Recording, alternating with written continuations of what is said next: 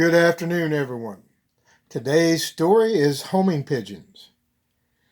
Take a horseshoe magnet. Hold your finger between the prongs. Do you feel anything? Does the magnet attract your finger? Does it pull it to one side or the other? Probably not, unless you have some iron on or in your finger. Yet, whether you can feel it or not, the magnetic force is being exerted on your finger.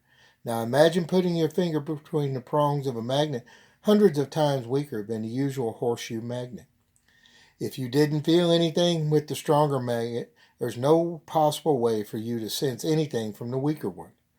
But it may surprise you to learn that pigeons, and perhaps some other birds like peacocks, are sensitive to the magnetic field created by the Earth.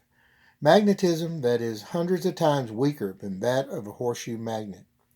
Through experiments, ornithologists at Cornell University have established beyond doubt that homing pigeons know exactly where they are on our planet simply by lining up their magnetic sense with the magnetic force of the Earth. As you know, the world exerts a magnetic force that causes the compass needle to point to magnetic north. And apparently the pigeons can always sense this magnetic field. They have a built-in compass that almost never fails.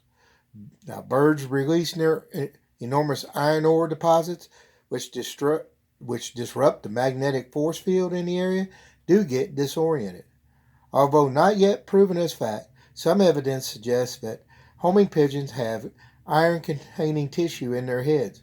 We can duplicate this characteristic by implanting iron filings under the skin of a finger, then placing it between the magnetic prongs of the horseshoe magnet.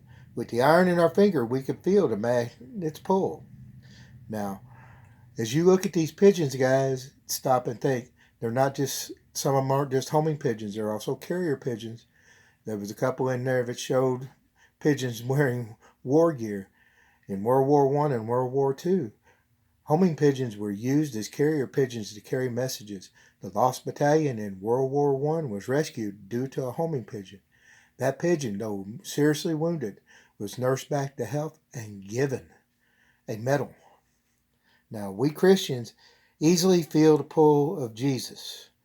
His Holy Spirit is calling softly to each of us. Now, when our minds and our hearts focus on Jesus, we will always be true to him, as the compass needle is to the magnetic pole. We will always know the way home. And that's the thing. Let us remember we're always looking for that way home. And Jesus provides that way. And Acts 17:27 says, "They that seek the Lord in the hope that they might grope for him and find him, though he is not far from each one of us."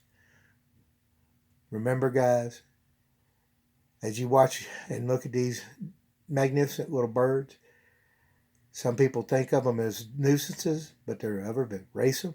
They've been known to save humans by being messenger birds. That's one of the many things. God has a plan. And in this plan, we know not always what he has in mind. But you stop and think.